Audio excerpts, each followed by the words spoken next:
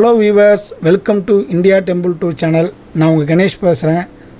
நம்ம சேனலில் வாரம் பழமையான கோயில்களும் அந்த கோயிலுடைய வரலாற்று சிறப்புகளும் அங்கே எப்படி போகணும் அப்படிங்கிறத பற்றி பார்க்குறோம். அந்த வகையில் இந்த வாரம் நம்ம பார்க்க போகிற கோயில் சென்னையிலேயே மிகவும் புகழ்பெற்ற ஒரு கோயில். சென்னைக்கு வரவங்க இந்த கோயிலுக்கு போக மாட்டாங்க. அவ்வளவு சிறப்பு மிக்க ஒரு கோயிலை பற்றி தான் பார்க்க போகிறோம். ஆமாங்க, நம்ம பார்க்க போகிறது ஸ்ரீ கபாலீஸ்வரர் கோயில், மயிலாப்பூர்.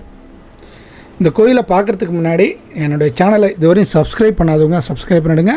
பக்கத்தில் பெல் பட்டன் அழுத்தி தொடர்ந்து ஒரு என்னுடைய பதிவில் நீங்கள் பாருங்கள். வாங்க இப்போ நம்ம கோயிலை பற்றி பார்க்கலாம்.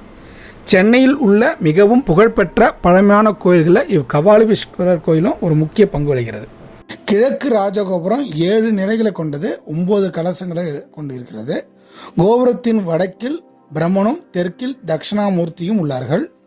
கிழக்கு கோபுரத்தின் வழியாக உள்ளே சென்றார் நர்த்தன விநாயகரும், அவருக்கு இடதுபுறத்தில் உள்ள சன்னதியில் அண்ணாமலையாரும் உண்ணாமலையாரும் உள்ளார்கள்.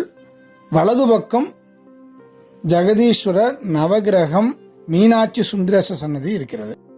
ராஜகோபுரத்தை அடுத்து தேர் மண்டபம், பிரகாரத்தை தென்பகுதியில் மடப்பள்ளி, அன்னதான மண்டபம், பூங்காவனம், பழனி ஆண்டவர் சன்னதி, பிரகாரத்தின் நடுவில் 16 கால் நவராத்திரி மண்டபம், 4 மண்டபம் இருக்கிறது.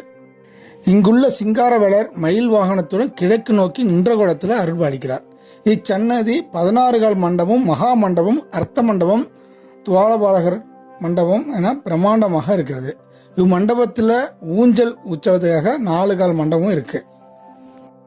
கோவிலில் மேற்கு பிரகாரத்தில் கபாலீஸ்வரர் மேற்கு நோக்கியும் கற்பகாம்பாள் தாயார் தெற்கு நோக்கியும் காட்சி தருகிறாரு. சிவனுக்கு எதிரே பலிபீடமும் கொடிமரமும் இருக்கு. மேற்கு கோபுரத்தில் வெளிப்புறத்தில் தெப்பகுளமும் இருக்கு. கோவிலில் வடகிழக்கு பிரகார தென்பக்கத்தில் தலவிருட்சம் புன்னை மரமும் கோசாலையும் இருக்கு. பார்வதிக்கு சிவபெருமான் பஞ்சராட்சம் மந்திரம் கூறும்போது கவனிக்காமல் அங்கிருந்த மயிலை கவனித்ததால் மயில் உருவம் பெற்றாள். அவள் மீண்டும் சிவனை அடைய இங்கு வழிபாடு செய்த காட்சி இங்கு புன்னைவனநாதர் ஒரு சன்னதியில் இருக்கு.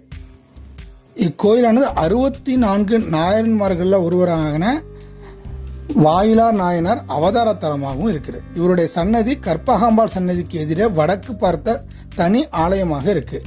பூம்பாவை குடத்தினின்றும் தோன்றும் திருவுருவமும் பிள்ளையார் பதிகம் பாடும் திருவுருவமும் உள்ள தனி கோயிலாக வெளிச்சுற்றுல மேற்கு கோபுர வாயிலை அடுத்த வலதுபுறத்தில் அமைஞ்சிருக்கு. இக்கோயில் பங்குனி பெருவிழா மிக விமர்சையாக கொண்டாடப்படுகிறது. 10 நாட்கள் இங்கே நடக்கும். அதில் 8வது நாளில் 63 திருவிழாவில் லட்சக்கணக்கான பக்தர்கள் கலந்து கொள்வார்கள். இந்த கோயில் எங்கே இருக்குது அப்படின்னா, சென்னையில் நடுநாயகமாக விளங்கும் மயிலாப்பூரினுடைய நடுப்பகுதியிலேயே இந்த கோயில் அமைஞ்சிருக்கு. எல்லா திசையிலிருந்தும் பேருந்துகளும் ரயில்களும் இந்த கோயிலுக்கு செல்றதுக்கு வசதிகள் இருக்குது. மிகவும் பிரசித்தி பெற்ற புகழ் வாழ்ந்த மிக அற்புதமான ஒரு கோவில் இது. நீங்கள் எப்போ சென்னைக்கு வந்தாலும் மறக்காமல் இந்த மயிலாப்பூர் கபாலீஸ்வரர் கோயிலை போய் தரிசனம் பண்ணுங்கள். இதோட இந்த வீடியோவை முடிச்சுக்கிறேன். அடுத்த வாரம் வேறொரு ஸ்தலத்தை பற்றி நம்ம பார்க்கலாம். நன்றி, வணக்கம், திருச்சிற்றம்பலம்.